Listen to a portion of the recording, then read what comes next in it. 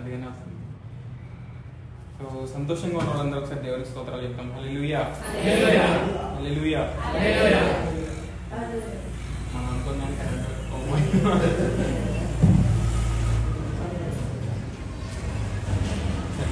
చిన్న ప్రార్థన చేస్తున్నాం. ప్రార్థన చేసుకుని దేవుడి సహాయం అడిగి మన వాక్యం. పరిశుద్ధుడ మహోన్నతుడైన దేవా, ప్రేమ స్వరూపి నీకే వేలాది కోట్లాది స్తుతులు స్తోత్రాలు చెల్లిస్తున్నాను ప్రభా. గడిచిన కాలం అంతా మమ్మల్ని కాచి దాచి భద్రపరిచి మీరు ఎక్కడ మీరు మమ్మల్ని మీరు నాకు ఇచ్చిన సమయానికే వేలాది స్తోత్రాలు చెల్లిస్తున్నాను. దేవదేవుని ప్రభా, మీ గురించిన జ్ఞానాన్ని తెలుసుకోవడానికి మేము అందరికీ కూడి ఉంటుండగా మీ గురించిన జ్ఞానాన్ని మా అందరికీ తెలియచేయండి. మా అందరితో మాట్లాడండి. నిలబడి నన్ను ప్రభా మీ చేతుల్లో పడిస్తున్నాను. మీరే మా వాడుకోండి ప్రభా. ప్రభా నా నిలబడి నేను మంచి వాడిని కాదు ప్రభా. మీరు మంచి చెప్పున మీ మాటలు మా అందరికీ తెలియచేసి మీ పరిశుద్ధాత్మ స్వరాన్ని మేము వినగలిగే చెవులను మాకు దయచేయమని యేసుక్రీస్తు వారి శ్రేష్టమైన నామంలో మీకు ఎంతో ప్రార్థించి వేడుకుంటున్నాం తండ్రి. ఆమేన్. ఒకసారి అందరూ గట్టిగా చెప్తామా? ఆమేన్.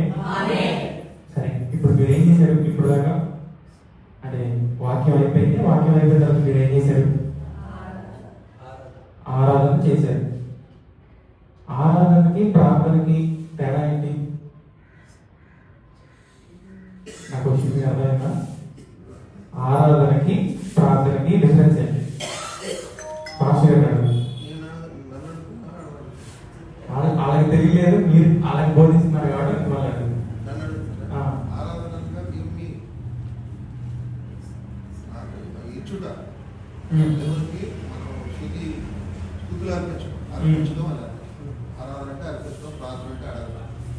ప్రార్థన అంటే అడగడం, ఆరాధన అంటే అర్పించడం. మీరు ఇప్పటివరకు ఏం చేశారు? ఆరాధన చేశారా? ప్రార్థించారా? మీకు అనిపించింది, కనీసం మీకు అనిపించిందా? మీరు ఆరాధించాలన్నారు కదా, మీరు ఆరాధించినప్పుడు మీరేమో ఆరాధిస్తున్నారని అంటే మీరు ఏం సమర్పిస్తున్నారు? ఇప్పుడు నార్మల్గా హిందువులు గుడికి వెళ్తారా? గుడికి వెళ్ళినప్పుడు వాళ్ళ కొబ్బరికాయలు ఎన్ని తీసుకెళ్తారా? దేన్ని తీసుకెళ్తారు? అక్కడ విగ్రహానికి అర్పించడానికి తీసుకెళ్తారు. నాకు చెప్పేవాడు కదా, మీరేం తీసుకెళ్తున్నారనేది మీకే తెలియకపోతే మీరు ఆరాధించేటప్పుడు ఎవరిని ఆరాధిస్తున్నారు? మీరు ఏమని ఆరాధిస్తున్నారు? ఆరాధించడం అంటే మనకు తెలిసి 4 ముక్కలు గబగబా చెప్పేసి అది కాదు ఆరాధించడం అంటే. మనకి దేవుడు మనతో ఏం మాట్లాడాలనుకుంటున్నాడు, మన దేవుడికి ఏం మాట్లాడాడు మనతో, మనం ఏ విధంగా మనం సరిదిద్దుకున్నాం, ఈ వారం అంతా మనం ఎక్కడ తప్పిపోయాము, మనం ఎక్కడ మనం సరిదిద్దుకున్నాం, దాని పట్ల మనం క్షమాపణ అడుగుతూ నేను ఈ పోలికలో ఉన్నాను ప్రభావ, మళ్ళీ ఇంకా నీ పోలికలో మార్చబడేలా నన్ను మార్చు, నీకు చేరుకునే గమ్యాన్ని నాకు తెలియచే అని అడగడమే ఆరాధించడం. దేవుడితో సంభాషణ అనేది చుట్టూ జనంతో సంబంధం లేదు, మనకి మాత్రమే సంబంధించింది, మనకి దేవుడికి మాత్రమే సంబంధించింది. మీరు మీ ఆయన బయటికి వెళ్ళారనుకోండి, లేదంటే మీ వైఫ్ బయటికి వెళ్ళారు, మీరు ఫోన్ చేశారు, ఫోన్ చేసి మాట్లాడేటప్పుడు ఆ సంభాషణ ఎవరికి సంబంధించింది? చెప్పండి.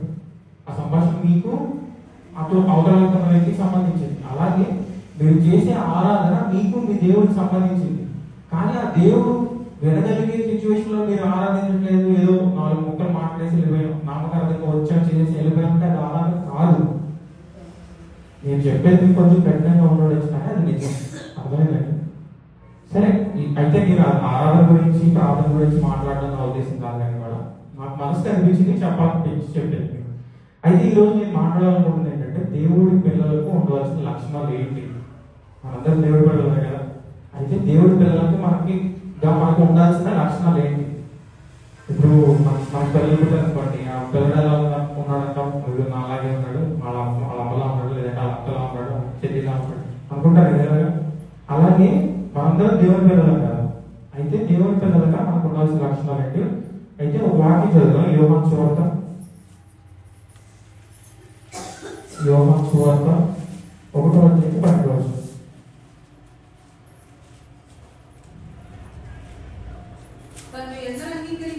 తనను ఎంత అంగీకరించిరో వారందరికీ అనగా తన నామమునందు విశ్వాసం ఉంచిన వారికి దేవుని పిల్లలకు ఆయన అధికారం అనుగ్రహించాను. ఇక్కడ ఏ రాయబడి నీ చదువుతాను సార్ చూడండి. తనను ఎంత అంగీకరించిరో అనగా తన నామమున విశ్వాసం ఉంచిన ప్రతి వానికి దేవుని పిల్లలకు అధికారం కలదు. ఎవరికి అధికారం ఉందండి? ఎవరు అంగీకరించారో వాళ్ళకి ఆయన పిల్లలు అవడానికి అధికారం. సరే, ఇప్పుడు మనం కన్నాం కాబట్టి మన పిల్లడు మనకి కొడుకు అవుతాడు. దేవుడు కూడా మనల్ని అన్నాడు. ఎక్కడ అన్నాడు? ఏంటంటే ఎలా చూస్తున్నారు? మీరు అందరికీ విశ్వాసం లేదా? దేవుడు తెలుసుకున్నాడా కదా? దేవుడు మనల్ని అన్నాడా? మీరందరూ రక్షణ పొందారా? బాప్తిసం తీసుకున్నారా? బాప్తిసం తీసుకున్నారా? మీరు యేసుక్రీస్తు మనల్ని కన్నాడు. మీరందరూ బాప్తిసం ఎందుకు తీసుకున్నారు? ఒక్కొక్కరు అడగనా? సరే, మనం బాప్తిసం ఎందుకు తీసుకున్నాం? మనం రక్షించబడాలి కాబట్టి మనం బాప్తిసం తీసుకున్నాం. అవునా? ఇక్కడ రాయబడింది ఏం రాయబడింది? తను ఎందరు అంగీకరించారో అనగా ఆయన నామమందు విశ్వాసం ఉంచి నా ప్రతి వానికి. మనం ఆయన నామమందు విశ్వాసం ఉంచాం. దేనికోసం? మనకి రక్షణ దొరుకుతుందని చెప్పి, మన పాపం నుంచి విడుదల దొరుకుతుందని చెప్పి ఆయన రక్తాన్ని మనం ఆశ్రయించాం కదా. ఆశ్రయించి మన పాప క్షమాపణ పొంది శిలువలో బలి అయ్యి మనకి దేవుడు మన పాపాల నుంచి విడుదలిస్తాడని అన్నారు. అంటే మనం ఆయన పిల్లలు అయినట్టే కదా. దేవుడు మనల్ని శిలువ ద్వారా, శిలువ యాగం ద్వారా మనల్ని కన్నాడు. అర్థమవుతుందని చెప్పేది. అయితే ఈ దేవుని పిల్లల్లో ఉండాల్సిన 3 లక్షణాల గురించి నేను చెప్తాను. వాటి గురించి మనం తెలుసుకుందాం. ఫస్ట్ ఏంటంటే ప్రార్థించాలి. నేను మీ అందరూ ఒక విషయం చెప్తాను. ఇప్పుడు ఇక్కడ నుంచి నేను మాట్లాడుతున్న నేనైనా లేదంటే పాస్టర్ అయినా సరే, మాకు వేరే పనులు లేక లేదంటే మాకు టైం లేక దగ్గరికి వచ్చి ఇక్కడ మాట్లాడలేదు. దేవుడు భారాన్ని బట్టి ఇక్కడ మాట్లాడతారు. అదే చెప్పండి. ఇప్పుడు మనం సంఘానికి ఎందుకు రావాలి? ప్రతి వారం ఎందుకు రావాలి చెప్పండి? ఊరికే కాదు. అంటే మనకి ఏం పని లేక లేదంటే ఆచారంగా ఆదివారం వస్తుంది కాబట్టి రావడం కాదు. ఆ మాట అర్థమవుతుంది మీకు? దేవుడి ప్రణాళికలో మనం ఉండాలి అంటే, దేవుడి పోలికలో మనం మారాలంటే ప్రతి నిత్యం చెప్పబడాలి. మనలో దేవుడి పోలిక రావాలి. దానికోసం మనం రావాలి. వచ్చి మనం ఇక్కడ ఊరికి నామకార్థంగా వచ్చి వెళ్ళిపోతే సరిపోదు. దేవుడి పోలికలో మనం రోజు మార్చబడాలి. నా మాట అర్థమవుతుందా? ఇప్పుడు మీరు ఇంట్లో మీరు భోజనం వండారండి. మీ పిల్లల కోసం మీరు భోజనం వండారు. వండిన తర్వాత మీ పిల్లలు భోజనం తినట్లేదు, లేదంటే ఆ భోజనం ఆరాయించుకోవట్లేదు, అదాన్ని ఇష్టపడట్లేదు. మీకు పడి తర్వాత దొరుకుతుంది భోజనం. నా మాట మీకు అర్థమైందా? అలాగే విశ్వాసులుగా మీరుండి ఇక్కడ ఏదైతే భోజనం మీకు వడ్డిస్తున్నారో, లేదు వాక్యం అనే భోజనాన్ని మీకు వడ్డిస్తున్నారో, మీరు అది తీసుకున్నప్పుడు లేదంటే తిన్నప్పుడు మీరు దాన్ని ఇష్టపడకపోతే లేదంటే ఆరాయించుకోలేకపోతే, ఇక్కడ వండాలి మళ్ళీ ఇంకా వండాలి, కొత్త రకంగా వండి చెప్పాలి, లేదంటే మీకు వడ్డించాలంటే ఇక్కడ ఉన్న వ్యక్తికి పాస్టర్ గారికి ఎలాగో సాధ్యమవుతుందో చెప్పండి. మీలో ఇంట్రెస్ట్ ఉండాలి కదా. ఫస్ట్ మీ పిల్లడికి తినట్లేదు, మీకు నచ్చట్లేదు, మరి దేనివల్ల తినట్లేదు? కనీసం ఫస్ట్ మీరు చేసి ఇప్పుడు పాస్టర్ గారితో మాట్లాడేది మాకు లేదు లేదు కాదు. మన సంఘం మన న్యూ ఇయర్ చాలా మంది ఉన్నారు. ఇవాళ చూస్తే 4-5 ఉన్నారు. కారణం ఏంటి? మనలో లోపం ఎక్కడ ఉంది? మనమైనా మార్చుకోవాలా, లేదంటే దేంట్లో సమస్య ఎక్కడ ఉంది? ఇప్పుడు ఏదైనా పని చేయకపోతే మనం ఏం చేస్తాం? సమస్య ఏంటిదని ఆలోచిస్తాం. ఇప్పుడు ఈ మై పని చేయలేదు అనుకోండి, ఏం చేస్తాం? మనం దేంట్లో సమస్య అని ఎదుగుతాం. ఇంట్లో ఏదో ముందుకు జరగట్లేదు, రోజు జరగట్లేదు, ఇప్పుడు ఏం చేస్తాం? మనం సమస్య ఏంటనేది ఆలోచిస్తాం. మనందరం సంఘంగా ఎందుకు కోరుతాం అంటే, మనందరం ఒక సంఘం, మనందరం కుటుంబం. ఒకరి సమస్యను మనం పరిష్కరించుకోవాలి. ఇప్పుడు విశ్వాసం ఒకటి రాలేదు, ఆ విశ్వాసం మనం మాట్లాడి ఏంటి మీ సమస్య? దేవుడికి అందరానికి ఎందుకు రాలేకపోతున్నారు? మీకు ఏమైనా ప్రాబ్లం ఉందా? మనం ఏమైనా చేయగలం? లేదంటే పాస్టర్తో మాట్లాడి మనం ఏమైనా చేయగలం? ఆ సిచ్యువేషన్ రావాలి. మన మధ్యలో రావట్లేదంటే దేవుడి సంఘంగా మనం ఉన్నామా? దేవుడి పోలికలో మనం మారుతున్నామా? డౌట్. నేను మాట్లాడేది కరెక్టా కాదు చెప్పండి. మనం మీరు ఎవరు మనసాక్షి మీరు చెప్పండి. ఈ రోజున మనం ఎవరు వీళ్ళు రాలేదు కాబట్టి మనం వాళ్ళతో ఒకసారి మాట్లాడదాం. ఎందుకు రాలేదు అడుగుదాం. దేవుడి సంఘం మనతో ఒక ఫ్యామిలీ అండి. ఇప్పుడు నాకు కష్టం వస్తే మీరందరూ నిలబడతారు, మీకు కష్టం వస్తే పాస్టర్ నిలబడతారు. ఇలా మనందరూ ఒక సమస్య అయినా కష్టమైనా, ఇప్పుడు మీ ఇంట్లో ఏదైనా ఫంక్షన్ జరుగుతుంది అనుకోండి, ఫస్ట్ ఎవరు ఉంటారు? పాస్టర్ గారు అంటారు. పాస్టర్ గారు వచ్చి మీ ఇంట్లో ప్రార్థన పెట్టి, లేదు మీ ఇంట్లో ఏదైనా సమస్య వచ్చింది, కష్టం వచ్చింది, ఎవరుంటారు ముందు? కానీ మనం ఈ సంఘాన్ని గురించి మనం ఆలోచించట్లేదు ఏ రోజు కూడా. మనం ఒకప్పుడు స్థితిలో ఇప్పుడు మన ఇంట్లో ఉన్న వ్యక్తి మన ఆరాధనకి రాలేని పరిస్థితులు అయిపోయినాయి సిచ్యువేషన్స్. అర్థమవుతుందండి నేను మాట్లాడేది. నేను మిమ్మల్ని ఎవరిని బాధ పెట్టాలని, మీరు ఎవరు బాధపడాలి అని, మిమ్మల్ని తిట్టాలి లేదని ఏదో చెప్పట్లేదు. ఒకసారి ఆలోచిద్దాం. మనం కూడా మన సంఘం పట్ల బాధ్యత కలిగి ఉండాలా లేదా చెప్పండి. ఒకసారి అందరూ మన బాధ్యత కలిగి ఉండాలి. ఒకసారి మీరు ట్రై చేయండి. ఒకసారి అడగండి, వాళ్ళకి ఫోన్ చేసి మాట్లాడండి, లేదంటే వాళ్ళు నెక్స్ట్ టైం వచ్చినప్పుడు అడగండి. ఏదో మీ పిల్లలు వచ్చేది చెప్పాడు వెళ్ళిపోతాడు కాకపోతే ట్రై చేసి చూడండి. దేవుడు ఖచ్చితంగా మీరు ప్రార్థన చేసి వాళ్ళతో మాట్లాడి చూడండి. సరే, మన వాక్యంలో మాట్లాడదాం. సరే, ఫస్ట్ నేను ఏం చెప్తున్నానంటే, మనం ఏం చేయాలంటే దేవుడి పిల్లలుగా మారిన మనకి 3 లక్షణాలు ఉంటాయి. ఒకటి ప్రార్థించాలి, రెండోది ప్రకటించాలి, మూడోది ప్రేమించాలి. ఒకసారి చెప్తాను అన్నమాట. ఏం చేయాలి? ఫస్ట్ ఏం చేయాలంటే ప్రార్థించాలి, రెండోది ప్రకటించాలి, మూడోది ప్రేమించాలి లేదా కృతజ్ఞత కలిగి ఉండాలి. సరే, ఫస్ట్ చెప్పాను నేను ప్రార్థించాలి అని చెప్పాను. సరే, ప్రార్థన ఎప్పుడు చేయాలి, ఎలా చేయాలి, ఎవరికి చేయాలి, ఏమని చేయాలి? నేను చెప్పినట్టు చేయొద్దు. బైబిల్లో చూద్దాం. ప్రార్థన ఎప్పుడు చేయాలి? కీర్తనలు 55:17 ఒకసారి. నేను చాలా ఫాస్ట్గా ముగిస్తాను, మీరు ఎవరు మాట్లాడదు. నేను స్టార్ట్ చేసి ముగించాలన్న విషయం కూడా మీకు తెలిసేలో నేను చెప్తాను. ముగించాను. కీర్తనలు 55:17 సాయంకాలమున ఉదయమున మధ్యాహ్నమున నేను ధ్యానించుచు మొరపెట్టుకుంటున్నాను, ఆయన నా ప్రార్థన ఆలకించును అని కీర్తనలో దావీదు మనకు తెలియజేస్తున్నాడు. అయితే ఈ కీర్తనలు 55:17 ఎప్పుడు ప్రార్థించాలి అనే దాని గురించి రాయబడింది. ఎప్పుడు ప్రార్థించాలంటే మళ్ళీ ఒకసారి చదువుదాం. సాయంకాలమున ఉదయమున మధ్యాహ్నమున నేను ధ్యానించుచు మొరపెట్టుదును, ఆయన నా ప్రార్థన ఆలకించు. సాయంత్రం ప్రార్థించవచ్చు, ఉదయాన్నే లేచి ప్రార్థించవచ్చు, మధ్యాహ్నం కూడా ప్రార్థించవచ్చు. చాలాసార్లు మనం ఏమనుకుంటామంటే పొద్దున్నే 3 వాళ్ళు లేచి ప్రార్థన చేయాలి, అప్పుడే దేవుడు వింటాడు. దేవుడు ఎప్పుడు ప్రార్థించినా వింటాడు. కానీ ఎట్లాంటి హృదయంతో ప్రార్థిస్తున్నాం అనే దాని గురించి దేవుడు మనల్ని చూస్తా ఉంటాడు. ఎప్పుడు ప్రార్థించాలని వాక్యంలో రాసింది చెప్పండి. పొద్దున్నే ప్రార్థించాలి, మధ్యాహ్నం ప్రార్థించాలి, సాయంత్రం కూడా ప్రార్థించాలి. కానీ మనం రోజుకు ఒక్కసారి కూడా ప్రార్థించాలి. అవునా? ఇక్కడేమో పొద్దున, సాయంత్రం, మధ్యాహ్నం 3 సార్లు ప్రార్థించమని ఉంటే మనమేమో కనీసం ఒక్కసారి కూడా ప్రార్థించడానికి ఇష్టపడం. ఎందుకు? మనలో ప్రార్థన జీవితం తగ్గిపోవడానికి కారణం ఏంటి? మనం ప్రార్థించేటప్పుడు మన చుట్టూ ఉన్న వాళ్ళ కోసం ప్రార్థిస్తున్నాం. చాలా సార్లు మనం ప్రార్థనలో ఒకరు ప్రార్థిస్తామంటే మనం నిద్రపోతా ఉంటాం. ఇందాక ఆరాధనలో కూడా ఇప్పుడంటే 2-3 చేస్తే అయిపోయింది కాబట్టి సరే 10 మంది కలిసి చేస్తాను కాబట్టి ఆడి చేస్తారే మనం కాసేపు పడుతున్నాం అంటే ఒక్కడికి చేస్తాం. అవునా? జరిగేది అదే కదా. కానీ ప్రార్థన అనేది మనం నిద్రపోవడానికి కాదు. ప్రార్థన అనేది మనం దేవుడితో మాట్లాడాలి. ప్రపంచాన్ని సృష్టించిన సృష్టికర్తతో మాట్లాడే ఒక క్షణాన్ని, ఆ మధురమైన క్షణాన్ని మనం కోల్పోయి ఇప్పుడు మనం ఎక్కడో ట్రావెల్ చేస్తూ ఉంటాం, మధ్యాహ్నం అప్పుడు ఎక్కడో ట్రావెల్ చేస్తూ ఉంటాం. ఆ టైంలో కూడా మీరు మాట్లాడవచ్చు. సాయంత్రం కూడా పడుకుంటారు, సరే మోకాళ్ళు వెళ్ళిపోతున్నారు, ముసలి వల్ల లేదంటే అనారోగ్యం వల్ల లేచి ప్రార్థించేస్తాం. కనీసం మీరు మాట్లాడుతున్నారా దేవుడితో?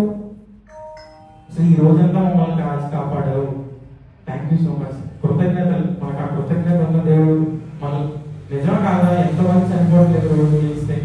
సాయంత్రం అయినప్పుడు మనం ఏదో నడిపించాలి కాబట్టి మాకు దేవుడితో మన సంభాషణ ఎలా అయిపోయిందంటే మన అవసరాలు తీరిస్తే దేవుడు అన్నట్టుగా అయిపోయింది కదండి. సరే, ఎప్పుడు చేయాలో చెప్పండి, ఎక్కడ చేయాలో చూద్దాం. సరే, మత్తయి సువార్త 6:6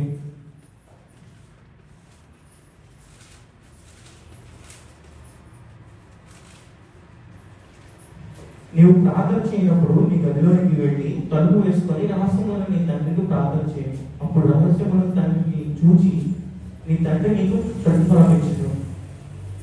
ఎట్లా చేయాలండి? ఇప్పుడు మనం ప్రార్థన చేసినప్పుడు 3వ వ్యక్తి మనం చూస్తున్నాడు, తన కోసం మనం ప్రార్థన చేయాలని చేయకూడదు.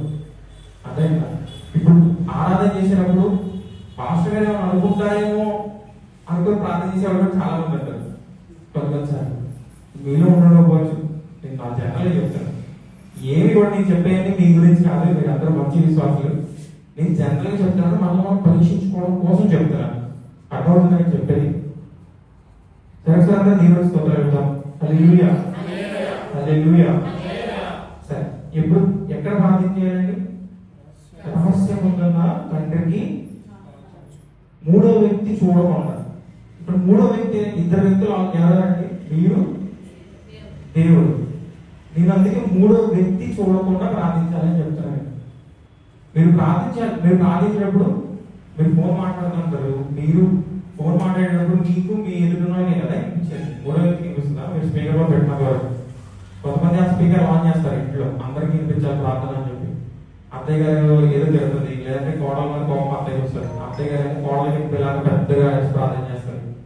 కోడలేమో అత్తయ్య వినపడాలని చెప్పి మా అత్తయ్యని దీవించి, మా అత్తయ్యని ఆశీర్వదించి ఇంకా పెద్దగా ప్రార్థిస్తారు. ఇట్లాంటి ప్రార్థనలు చాలా మంది చేస్తున్నారు. ఇప్పుడున్న జనరేషన్ లో ఎలా అయిపోయిందంటే, కొన్ని పెద్ద పెద్ద ప్రసంగాలు, అంటే పెద్ద పెద్ద మీటింగ్స్, పెద్ద పెద్ద ప్రసంగాలు కూడా నేను వాళ్ళు ఏంటి స్టేజ్ మీద రమ్మని ప్రార్థన చేయమని అడిగితే ప్రార్థన చేయడానికి వచ్చి అక్కడ ఉన్న పరిస్థితుల గురించి ప్రార్థించాలి, లేదంటే విశ్వాసులు ఆత్మీయ జీవితం గురించి ప్రార్థించమంటే నాకు ఇప్పుడే ఇచ్చారు, 5 నిమిషాలు ఇచ్చారు, 2 నిమిషాలు ఇచ్చారు అని చెప్పి చాలా మంది ప్రార్థిస్తున్నారు. కానీ అట్లాంటి జీవితం, ప్రార్థన పట్ల మనకు కావాల్సిన జీవితం ఎలా ఉండాలంటే, దేవుడితో మాట్లాడి దేవుడికి దగ్గరగా ఉండేదిలా మన ప్రార్థన జీవితం ఉండాలి. అర్థమైందండి? మనం ప్రార్థించినప్పుడు నమ్మాలి. ఫస్ట్ మనం నమ్మాలి. అది నమ్మి మనం పట్టుదలతో ప్రార్థించాలి. మనం ప్రార్థించే దాంట్లో మనం పట్టుదల లేకపోతే మనకి అబ్రహ్మం వచ్చేసేసి అలా. అర్థమైందండి? ఒకసారి అందరికి గట్టిగా చెప్పడం. ఎలా ప్రార్థించాలంటే నమ్మి ప్రార్థించాలి. ఏమని నమ్మాలి? మనం ప్రార్థించేది నెరవేర్చబడుతుంది, దేవుడు మన ప్రార్థనకి ప్రతిఫలాన్ని ఇస్తాడు అని నమ్మి మనం ప్రార్థించాలి. మనం చేసే ప్రార్థనలో విశ్వాసం, మనం ప్రార్థించే ప్రార్థనలో పట్టుదల లేకపోతే, నేను నా చిన్నప్పుడు ఒక మెసేజ్ విన్నాను. చిన్నప్పుడు నేను చాలాసార్లు ఈ మెసేజ్ విన్నాను. అయితే ఒక చిన్న పిల్లడు ఉన్నాడు. ఆ చిన్న పిల్లడు ప్రార్థన చేస్తూ ఉంటాడు అనమాట రోజు. ఏమని ప్రార్థన చేస్తాడంటే, నాకు సైకిల్ కావాలి, ఎర్ర సైకిల్ కావాలి, దానికి 2 చక్రాలు ఉండాలి, ఒక బెల్ ఉండాలి. ఒక పిల్లడు ప్రార్థన చేస్తూ ఉంటాడు. అంటే ఆ పిల్లడి ప్రార్థన ఎంత ఎంత ఖచ్చితంగా ఉందండి. ఎర్ర సైకిలే కావాలి, 2 చక్రాలే కావాలి, ఒక బెల్ కావాలి. 2 బెల్లు ఉంటే వద్దు. అర్థమవుతుందా? అర్థమైందండి? మన ప్రార్థనలో కూడా అట్లాగా మనలో పట్టుదల ఉండాలి. ఫస్ట్ మనకి ఏం కావాలి అనే దాన్ని బట్టి మనకి క్లారిటీ ఉండాలి. అది లేకుండా మనం ఎన్నిసార్లు ప్రార్థించినా ఉపయోగం లేదు. మనం చాలాసార్లు ప్రార్థిస్తాం, ఇది అవుతుందా, అవుతుందా, నా కొడుకు పెళ్లి కావాలి, నా కొడుకు మారాలి, కూతురు మారాలి. కానీ నీకే నమ్మకం లేదు, ఓర్పు లేదు. మనకు ఓర్పు ఉండాలి. మనం ప్రార్థించినప్పుడు ఆ ప్రార్థనకి జవాబు వచ్చే వరకు మనం వెయిట్ చేయాలి. ఆ ప్రార్థన జవాబు ఎంతవరకు వస్తుందనే దానికోసం మనం వెయిట్ చేసి దాని తర్వాత దేవుడిని అడగాలి. అర్థమవుతుందండి? సరే, ఎప్పుడు చేయాలి ప్రార్థన? నేను చెప్పాను ఎప్పుడు చేయాలి, ఎక్కడ చేయాలి, ఎలా చేయాలి, 3 చెప్పాను. అయితే ఇప్పుడు జనరల్గా మనం ప్రార్థించినప్పుడు ఏంటంటే రోజువారీ ఒక ప్రాసెస్ ఉంటుంది. ఆ ప్రాసెస్ ప్రకారం ప్రార్థన చేస్తాం. వాళ్ళని దీవించు, వీళ్ళని దీవించు, వాళ్ళని ఆశీర్వదించు, వీళ్ళని ఆశీర్వదించు. జనరల్గా ఇదే నార్మల్గా మాట్లాడదాం. నిజం అదే కదా. మనం చేసే ప్రార్థన అదే కదా. ప్రార్థన చేయడం చాలా మంది ఉన్నారు, వాళ్ళని పక్కన పెట్టి ప్రార్థించే వాళ్ళ గురించి మాట్లాడదు. ప్రార్థించే జనరల్గా మనం వాళ్ళు మాట్లాడదు. కానీ అది నిజమైన ప్రార్థన కాదు. అది మనం దేవుడు చెప్పే ప్రార్థన కాదు. అది దేవుడు మనకు చెప్పేది ఏంటంటే ఒక సంభాషణ జరగాలి. దేవుడి దగ్గర నుంచి రెస్పాన్స్ మనం తెలుసుకోగలగాలి. దేవుడు మనం అడిగిన దానికి రెస్పాన్స్ ఏమి ఇస్తున్నాడు, ఆ జ్ఞానం కలిగి ఉండాలి. అర్థమైందండి నేను చెప్పిన మాట? ప్రార్థన అనేది మన జీవితాన్ని మార్చేదిగా ఉండాలి. ప్రార్థన అనేది ఎలా ఉండాలండి? మన జీవితాన్ని మార్చేదిగా ఉండాలి. సరే, రెండోది అంటే మనం రెండోది ఏం చెప్పాను ఇందాక? ఫస్ట్ది ప్రార్థించాలి, రెండోది ప్రకటించాలి. మత్తయి సువార్త 28వ అధ్యాయం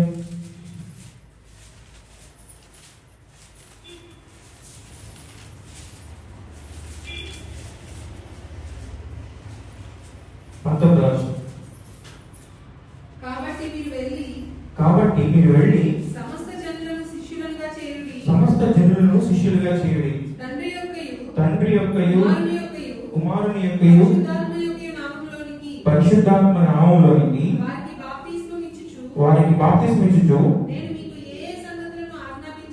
నేను మీకు ఏ సంగతులను ఆజ్ఞాపించితినో వాటన్నిటిని గైకొనవలెనని వారికి బోధించుడి. వారికి బోధించాలి. బోధించినట్టు ప్రకటించాలి. ఏం చేయాలండి? మనందరం బాప్తిసం తీసుకున్నాం. బాప్తిసం తీసుకొని బలలో పాల్గొంటున్న ప్రతి ఒక్కరికి దేవుడు ఇచ్చిన ఆజ్ఞ ఏంటో తెలుసా? ప్రకటించాలి. ఏమని ప్రకటించాలి? యేసుక్రీస్తు మన భూలోకంలోకి వచ్చాడు, మన కోసం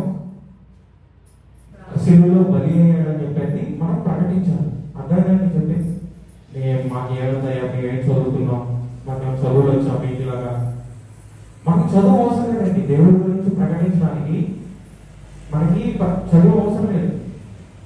దేవుడి గురించిన జ్ఞానం కావాలి. మనకి దేవుడు సహాయాన్ని అడగాలి. మోషే మూగోడు, నత్తోడు, మాటలు, కానీ మోషే ఇశ్రాయేలు అందరినీ రక్షించాడు. అర్థమవుతుందండి? కానీ మనకి ఇక్కడ మన దేవుడు మాట్లాడడానికి మాటలు ఇచ్చాడు కదా. కనీసం మనం సంవత్సరం మొత్తంలో ఒక ఆత్మరంగా చర్చకి తీసుకురాగలుగుతున్నాం. ఒక్కళ్ళకన్నా మనం సువార్త ప్రకటించగలుగుతున్నాం. బలలో పాల్గొంటున్నాం కదా. రోజు ప్రతి వారం వస్తున్నాం, మనం బలలో పాల్గొంటున్నాం. కానీ మనం ఒక్కడు కూడా దేవుడి గురించిన సువార్త మనం ప్రకటించలేకపోతున్నాం. కారణం ఏంటి? ఫస్ట్ దేవుడు పిల్లలుగా మారాలి. దేవుడి పిల్లల్లో ఉండాల్సిన లక్షణాలు ఏంటి చెప్తున్నానండి. దేవుడి పిల్లల్లో ఉండాల్సిన లక్షణాలు ఫస్ట్ ఏంటంటే ప్రార్థించాలి, రెండోది ప్రకటించాలి. ప్రకటించే వ్యక్తి మనం ప్రకటిస్తున్నామా? ఇప్పుడు మీ పిల్లడు మీలా ఉండాలని కోరుకుంటారు కదా. యేసు ప్రభు పోలికలకు మనం మారాలి, ఆయన పిల్లలుగా అయ్యాలి. పిల్లలుగా అవ్వాలి అంటే ఆయన లక్షణాలు మనలో ఉండాలి కదా. యేసు ప్రభు భూమి మీద వచ్చి ప్రకటించాడా? అందరికీ సత్యాన్ని ప్రకటించాడా? మనుషులు మార్పు కోసం అందరికీ బోధించాడా? కానీ మనం ఎవరికి ప్రకటిస్తాం? ఎవరికి? యేసుక్రీస్తు గురించిన సత్యసువార్త చెప్తున్నాం. సంవత్సరం 2020 కొన్ని వందల సంవత్సరాలు మన జీవితంలో కొన్ని 30-40 సంవత్సరాలు 50 సంవత్సరాలు గడిచిపోయి, కానీ మనం ఒక్కడ వ్యక్తి నేను సువార్త చెప్పగలిగాము, ఒక ఆత్మను రక్షించగలిగాము. కానీ మనం బలలో పాల్గొంటున్నాం.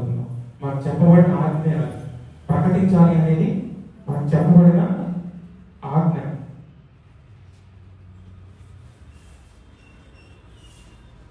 ఫస్ట్ మనం ప్రకటించాలి, రెండోది బోధించాలి. ఏమండి? శిష్యులందరికీ యేసు ప్రభు గారు చెప్పినప్పుడు పేతురు గారు వాలేస్తూ ఉంటారు. ఇక్కడ మన చేపలు పట్టేటప్పుడు యేసు ప్రభు గారు ఆ త్రోవలో వెళ్ళినప్పుడు యేసు ప్రభు గారు పేతురు చెప్తాడు. ఏమంటారంటే, నీకు మనుషులు పట్టే జాలరీగా చేస్తాను, నువ్వు నా దగ్గరికి రా అని చెప్పి యేసు ప్రభు పిలుస్తాడు. ఇప్పుడు ఆయన ఏం చెప్పాడంటే, ఆ యేసు ప్రభు నేను చేపలు వేసాను, చేపలు పట్టి అమ్మేసి డబ్బులు అయిన తర్వాత దగ్గరికి వస్తానని చెప్పాడా? అవన్నీ అక్కడ పడేసి ఇమీడియట్ గా వెళ్ళారా లేదా? కానీ మనం ఏం చెప్తామంటే, ఎవరికైనా సువార్త ప్రకటించాలంటే పోయి రేపు చెప్తామని, ఎల్లుండి చెప్తామని జనరల్ ఇది నిజమే కాదా? కానీ మనకు చాలా అడ్డంకులు వస్తాయి. అయ్యో ఏమో అనుకుంటారేమో మళ్ళీ మనం చెప్తే. కానీ మన జీవితంలో మార్పు రావట్లేదు ఆ సిచ్యువేషన్స్ లో. కానీ ఇంకా మనం దేవుడి పిల్లలకి దేవుడి లక్షణాలు కలిగి ఉన్నామని మనం ఎలా అనుకుంటాం? ప్రకటించలేకపోతున్నాం. దేవుడి మాటలు వాళ్ళకి చెప్పలేకపోతున్నాం. కనీసం నువ్వు తీసుకున్న రక్షణ నీ దగ్గర ఉందా లేదా? రక్షణ కోల్పోయావా? ఏదో నామకార్థంగా బలలో పాల్గొంటున్నావా? అర్థమైందని చెప్పిన మాట. దేవుడి పోలికలను మార్చబడిన తర్వాత, దేవుడి పిల్లలుగా మార్చబడిన తర్వాత ఆయన లక్షణాలు మనలో ఉండాలి. మొదటిగా ప్రార్థించగలగాలి. మనం ప్రార్థించలేకపోతున్నాం, సరే ఇవాళ నుంచి మార్చుకుందాం. ప్రకటించగలుగుతాం, సరే ప్రకటించలేకపోతున్నాం, ఇవాళ నుంచి మార్చుకుందాం. కనీసం ఒకళ్ళకన్నా చెప్తాం, యేసుక్రీస్తు దేవుడు మా అందరి కోసం శిలువలో బలయ్యాడు. ఆ ఒక్క మాట మారుస్తుందేమో వాళ్ళని. ఒక వ్యక్తి మనకి ఇక్కడ ఇన్ని వాక్యాలు రాశారు. ఈ వాక్యాల్లో ఏ వాక్యం ఒక వ్యక్తి చదివితే ఆ వాక్యం ఆ వ్యక్తి జీవితంలో మార్పు కలిగిస్తుంది. ఈ వాక్యాలు అందరూ తీసుకున్నారా? అందరూ తీసుకున్నారు వాక్యాలు. ఎందుకు తీసుకున్నారు? ఇదేమన్నా చిలక చూసామా? ఈ కార్డు తీసుకుంటే ఈ కార్డు మా జీవితంలో జరిగిపోద్ది, ఇదేమన్నా చిలక చూసామా? చెప్పండి. ఇది చిలక దోశ కాదు. ఈ వాక్యంలో జీవం ఉంటది. ఒక మనిషిని రక్షించగలిగే సామర్థ్యం ఉంటది. మీరందరూ ఇంట్లో అందరి కోసం, ఈ ఊర్లో ఉన్న అందరి కోసం చాలా మంది చాలా రకాలుగా తీసుకుంటారు. ఈ కార్డులో ఏం లేదు. ఇక్కడ రాసిన వాక్యం చూసారా? ఇక్కడ ఉన్న వాక్యం చూసారా? ఆ వాక్యం వ్యక్తిని పట్టుకుంటారు. ఆ వ్యక్తికి నిజదేవుడి గురించి తెలియజేస్తారు. కానీ చాలా సార్లు మనం ఏమనుకుంటారంటే నిజంగానే ఈ వాక్యం మన జీవితంలో అవుతాయేమో. చాలా వాగ్దానాల్లో మీరు గమనిస్తే అన్ని దీవెనలు ఆశీర్వాదాలే ఉంటాయి. చాలా వాగ్దానాల్లో ఉండదు ఏంటంటే హెచ్చరిక, లేదంటే నువ్వు ఇది చేస్తే ఇలా అవుతుంది అనే వాగ్దానాలు చాలా తక్కువ ఉంటాయి. హెచ్చరికతో వాగ్దానాలు ఎప్పుడైనా వచ్చినాయి మీకు? వాగ్దానం తీసుకున్నారు మీరందరూ వాగ్దానాల్లో చాలాసార్లు ఆశీర్వాదాలు ఉంటాయి. ఎప్పుడు మనకు ఆశీర్వాదాలు కాదు, మన జీవితంలో మనం మార్పు పొందాలంటే మనకు హెచ్చరికలు కూడా చాలా అవసరం ఉంటాయి. అర్థమైందండి? మీరు ఈ వాగ్దానాన్ని తీసుకొని ప్రతిరోజు ప్రార్థించండి. ఈ వాగ్దానం ఎవరికి ఇవ్వబడింది, ఎప్పుడు ఇవ్వబడింది, దాని గురించి ఇప్పుడు ఇక్కడ చూడండి. నిర్గమకాండం 32, 34లో ఈ అధ్యాయం మొత్తం మీరు చదవండి. ఈ అధ్యాయం మొత్తం మీరు చదివిన తర్వాత ఈ అధ్యాయంలో మీకోసం ఏం రాయబడిందో మీకు అర్థమవుతుంది. ఓన్లీ ఈ వాక్యం ఒకటే మీకోసం కాదు. ఈ వాగ్దానం వేరే వ్యక్తికి ఇవ్వబడింది విత్ కండిషన్స్. ఆ రోజు పేతురు గారు కండిషన్స్ పెట్టలేదు. ఇక్కడ కండిషన్స్ దేవుడు పెట్టాడు వాక్యంలో. దేనికి? కొన్ని కట్టడలు పెట్టడం వల్ల మన జీవితాలు మార్చబడతాయి. అర్థమవుతుందండి చెప్పేది? ఈ వాక్యాన్ని మీరు చదివేటప్పుడు కూడా అధ్యాయం మొత్తం చదవండి. ఎవరికి ఇవ్వబడింది ఈ వాగ్దానం ఎవరి జీవితంలో నెరవేర్చబడింది? ఆ వ్యక్తి జీవితంలో నెరవేర్చబడినట్లుగా నా జీవితంలో కూడా నెరవేర్చబడాలి అని ప్రార్థించాలి. దేవుడు మిమ్మల్ని ఆశీర్వదిస్తాడు, ఖచ్చితంగా ఆశీర్వదిస్తాడు. కానీ ఆ అధ్యాయం మొత్తంలో ఆ వ్యక్తికి అనుగ్రహించబడిన ఏదైతే ఉన్నాయో ప్రణాళికలు, లేదంటే కండిషన్స్, కట్టుబాట్లు ఏవైతే ఉన్నాయో అవన్నీ అతను పాటించినప్పుడు మాత్రం ఆశీర్వాదం అతను దొరుకుతుంది. అది పాటించినప్పుడు దొరకదు. ఈ ఉట్టి ముక్క ద్వారా మీకు ఏం దొరకదు. నా మాట మీకు అర్థమైందా? రక్షించబడిన నువ్వు నీ కుటుంబంలో ఉన్న ప్రతి వ్యక్తి కోసం ఈ వాగ్దానం తీసుకున్నప్పుడు ఆ వాగ్దానాన్ని ఎత్తిపట్టి ఆ వాగ్దానం అధ్యాయంలో ఉన్నాయని చదివి, నీకు చదువు రాకపోతే చదువుతున్నాను అడుగు.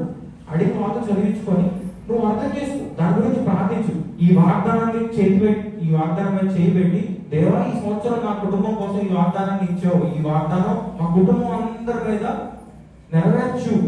ఎలా నెరవేర్చాలి? నువ్వు ఆ కండిషన్స్ ఫాలో అయినప్పుడు నీ కుటుంబంలో ఉన్న చెప్పాలి. నీ కుటుంబంలో నీ కొడుకుకి, నీ పిల్లలకి, నీ తల్లిదండ్రులు ఎవరికి నువ్వు సువార్త నువ్వు ఇంట్లో వాళ్ళకి చెప్పినప్పుడు బయట ఎక్కడ చెప్తా చెప్పు. ప్రకటించాలి దాని గురించి నేను మాట్లాడుతున్నాను. నీ కుటుంబంలో ఉన్న వాళ్ళకి నువ్వు చెప్పి నువ్వు సంఘానికి తీసుకొని రావాలనిపోతే నువ్వు ఎప్పుడు మనం ఎవరు తీసుకురాగలుగుతాం? లోపల ఉన్న వాళ్ళు ఎవరు మార్చగలుగుతాం? నా మాట మీకు అర్థమైందండి? మీరు ఈ వాగ్దానాలు తీసుకొని వెళ్ళారు, వాళ్ళకి ఇచ్చారు, బాగుంది. కానీ వాళ్ళ గురించి మీరు ఎప్పుడు ప్రార్థిస్తున్నారు? వాళ్ళకి ఎప్పుడు వాక్యం చెప్తారు, ఎప్పుడు తీసుకొస్తారు? చూడండి, ఇప్పుడు ఈ బలాల మహాంత పాల్గొంటారు, నలుగురు ఐదుగురు ఉంటారు, మిగిలిన మొత్తం దేవుడు శరీరం మిగిలిపోయిందిగా. దాని గురించి మనం జవాబు చెప్పాలి. మనం అందరం ఇది చేసాము. ఇప్పుడు ఇంట్లో అన్నం వండుకున్నామండి, తినేది ఇద్దరే అనుకున్నాం. మిగతా అన్నం అంతా ఏం చేస్తాం? పడేస్తాం కదా, వేస్ట్ అయిపోయింది కదా. అట్లాగే ప్రభు శరీరం వేస్ట్ అయిపోతుంది. దానికి జవాబుదారి ఎవరు? వండిన నువ్వు, నేను. వండిన మీ ఇంట్లో అన్నం వండిన నువ్వు, ఇక్కడ సంఘంలోకి వచ్చిన నువ్వు, నేను మాత్రమే అది జవాబుదారి. ఆ సంఘం వచ్చిన వ్యక్తిని నువ్వు తీసుకురాగలుగుతున్నావు, ఎవరైనా ప్రకటించగలుగుతున్నావు. మూడోది ఏం చెప్పానంటే నేను ముగించబోతున్నాను. నేను ఇంకొక 5 నిమిషాలు. మూడోది ఏం చెప్పాను ఒకసారి గుర్తించుకోండి. ప్రేమించాలి. ఏం చేయాలి? ఈ 3 ఎందుకున్నారు? ఏమేమి చెప్పారు సార్ మళ్ళీ చెప్తారా? ప్రార్థించాలి, రెండోది ప్రకటించాలి, మూడోది ప్రేమించాలి లేదా కృతజ్ఞత కలిగి ఉండాలి. 2వ వచనం 20వ అధ్యాయం 5వ వచనం ఒకసారి చదువు. నేను చెప్పే మాట నిద్ర వస్తుంది అన్న వాళ్ళు ఒకసారి చెప్పడం ఎవరికి నిద్ర రావట్లేదు.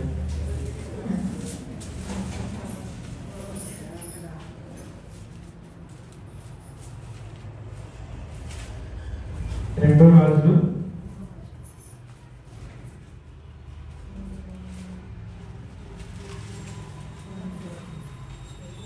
కృతజ్ఞత కలిగి ఉండాలి, ప్రేమించాలి లేదా ఎవరిని ప్రేమించాలి, ఎప్పుడు ప్రేమించాలి,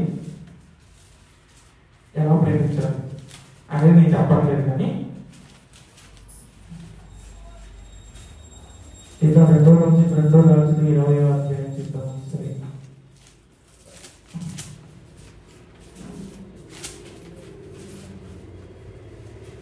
ఇవాళ కొంచెం స్లోగా ఉన్నారు. మనం ప్రాంతం తొందరగా పడుతున్నసరికి నిద్రపోపు చాలా మందికి అలాగే ఉన్నట్టుంది. సరే, నేను చదువుతాను చూడండి. 22 రాజులు 20వ అధ్యాయం 5వ వచనం. నీవు తిరిగి నా ప్రజలకు అధిపతి అయి హిజ్కియా వద్దకు పోయి అతనితో ఇట్లను, నీ పితరుడైన దావీదు దేవుడు యెహోవా నీకు సెలవిచ్చినదేమనగా, నీవు కన్నీళ్లు విడిచిన చూసి తిని నీ ప్రార్థన నేను అంగీకరించున్నాను.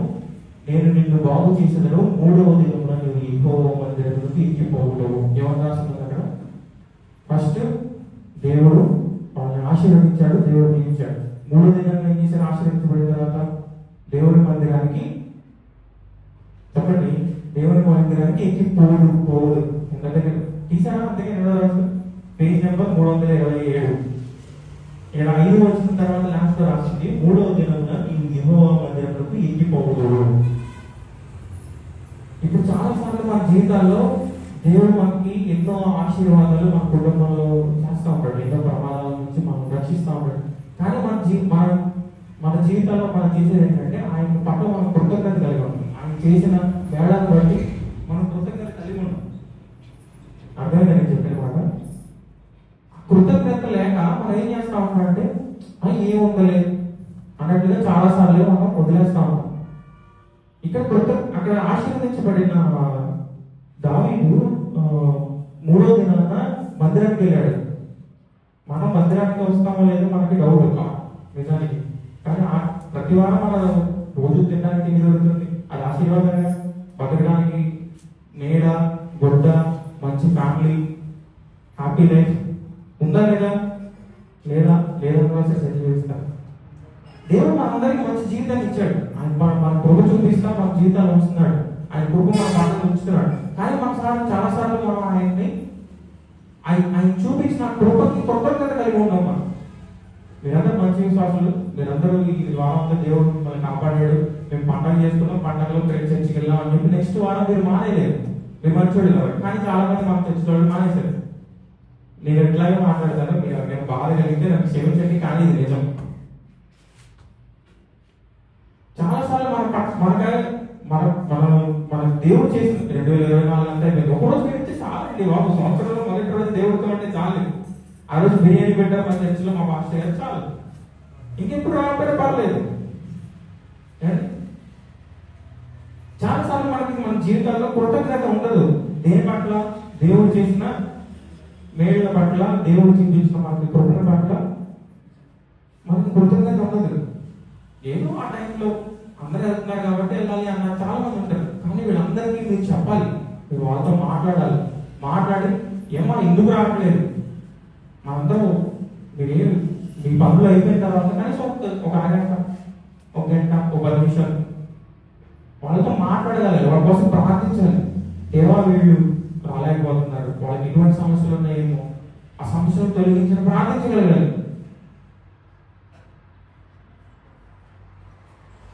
దేవుడు మనకి ఎప్పుడు గుర్తొస్తాడంటే మన సమస్యలు ఉన్నప్పుడు, మనకు బాధలు వచ్చినప్పుడు మాత్రం దేవుడు గుర్తొస్తాడు. చర్చ్ మనకి ఎప్పుడు గుర్తొస్తుందంటే ఆ వారంలో ఏదో ఒకటి జరుగుతుంది, ఇంట్లో వేడి పొయ్యిలో చేయగాలి, అమ్మో నేను చర్చ్కి వెళ్ళాలి కాబట్టి నెక్స్ట్ వీక్ వెళ్ళాలి అని, లేదంటే ఏదైనా సమస్య వచ్చినప్పుడు ఇంట్లో పిల్లలు బాగాలేదు, పాస్టర్ గారితో ప్రార్థన చేయించుకోవాలి. ఏంటంటే మూఢనమ్మకాల, చాలా మూఢనమ్మకాల నుంచి మనం బయటకు వచ్చాం. అర్థమవుతుందండి నేను చెప్పేది ఏంటంటే మనకంటే ఆత్మీయంగా ఎదిగిన వాళ్ళ ప్రాంతాల్లో ఖచ్చితంగా బలం ఉంటుంది. కానీ అది మనకు మూఢనమ్మకంగా మారకూడదు. నీ తండ్రి నువ్వు నీతో మాట్లాడతారా, లేదంటే వేరే వాళ్ళ ఇంట్లోకి వెళ్ళి వాళ్ళ అబ్బాయితో మాట్లాడించినప్పుడు మీ డాడీ నీతో మాట్లాడతారా? ఆ మాట మీకు అర్థమైందా? మీరున్నారు, మీ పిల్లోడు ఉన్నాడు, మీ పిల్లోడు మీతో మాట్లాడాలంటే డైరెక్ట్గా వచ్చి నాన్న లేదంటే అమ్మ అని చెప్పి పిలిచి మీతో మాట్లాడతారా, లేదంటే పక్కింట్లోకి వెళ్ళి వాళ్ళతో వచ్చి మీతో మాట్లాడతారా? డైరెక్ట్గా మీతో మాట్లాడతాడు కదా. ఎందుకు? ఆయన మీ పిల్లలు కాబట్టి.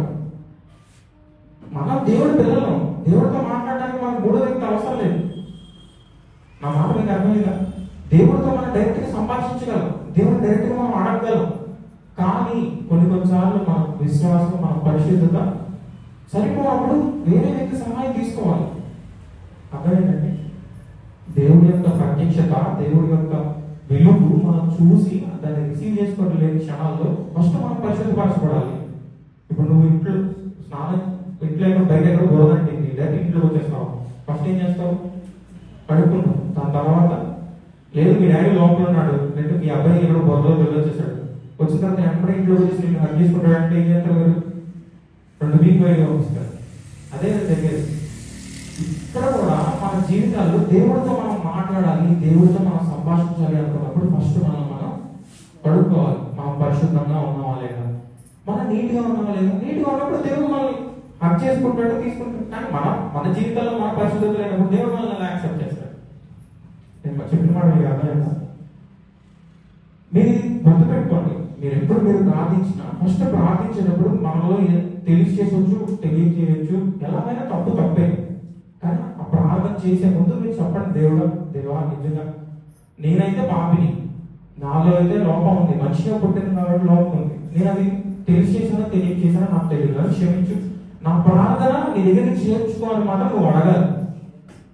అర్థమైందండి?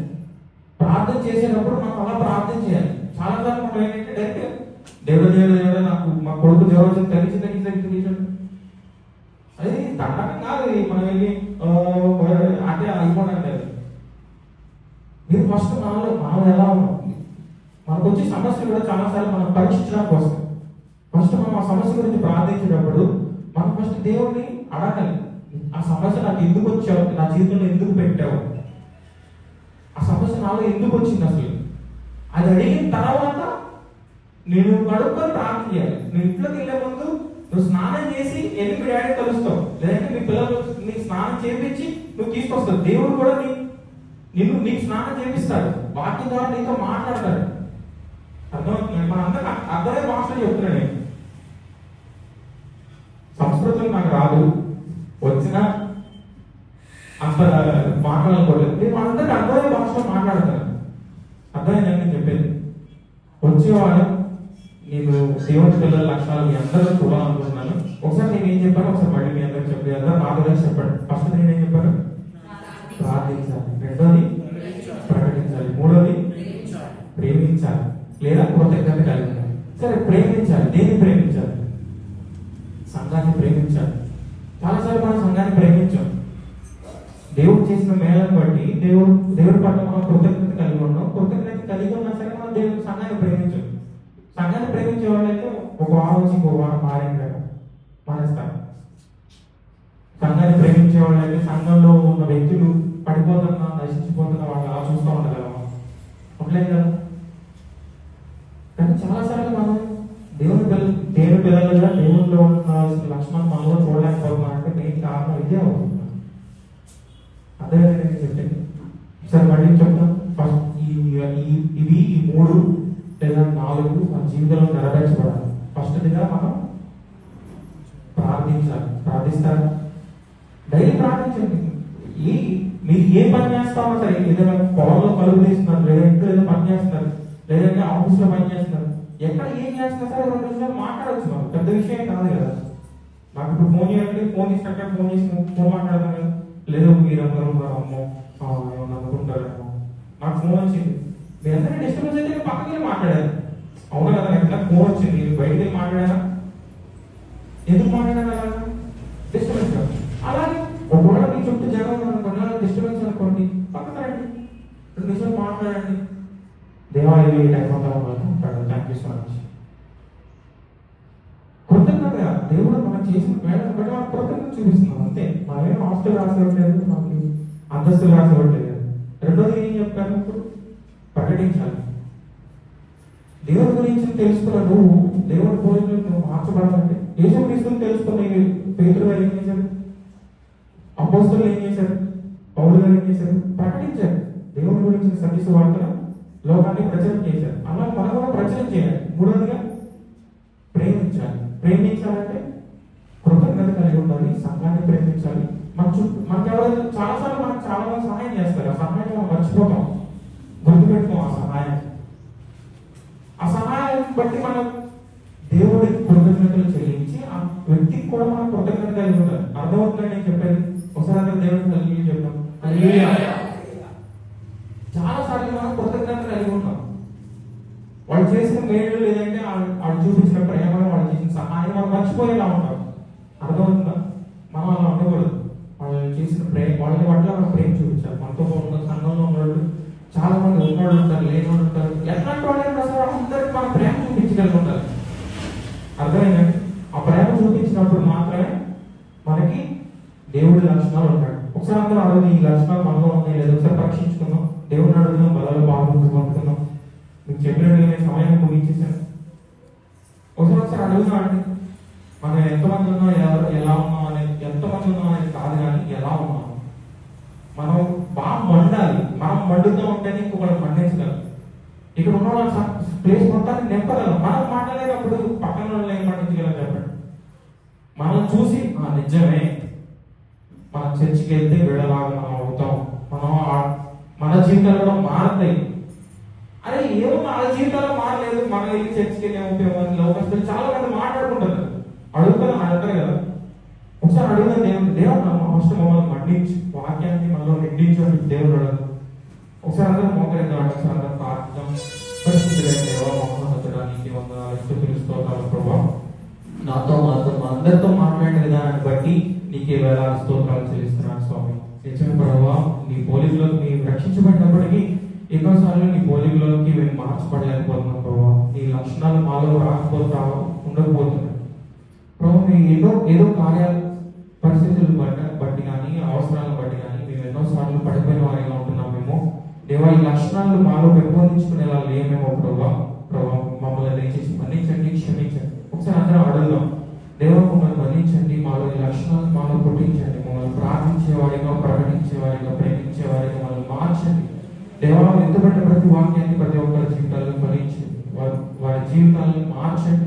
మట్టి జ్వాలగా వారందరినీ మార్చి వారందరి కుటుంబాలు దీవించబడేలాగా మీరు సహాయం దయచేయండి. ఎవరెవరైతే ఏ అవసరాలు ఉన్నారో ప్రతి ఒక్క అవసరాన్ని తీర్చండి. మొట్టమొదటిగా వారిని వెలిగించి వారి అవసరాలను తీర్చి ఆశీర్వదించమని, మహిమ ఘనత ప్రభావం కేవలం నేను మాత్రం పొందుకోమని, మరొకసారి మేము ప్రార్థించేవాడిగా, ప్రకటించేవాడిగా, ప్రేమించేవాడిగా ఉండే కృపను మనం దయచేయమని, మహిమ ఘనత ప్రభావం కేవలం నేను మాత్రం పొందుకోమని యేసుక్రీస్తు వారి శ్రేష్ఠమైన నామములో వ్యక్తులు ఎంతో ప్రార్థించి వెళ్ళుకుంటున్నాం తండ్రి. దేవుడు మాతో మాట్లాడారు. ఒకసారి చెప్పారు.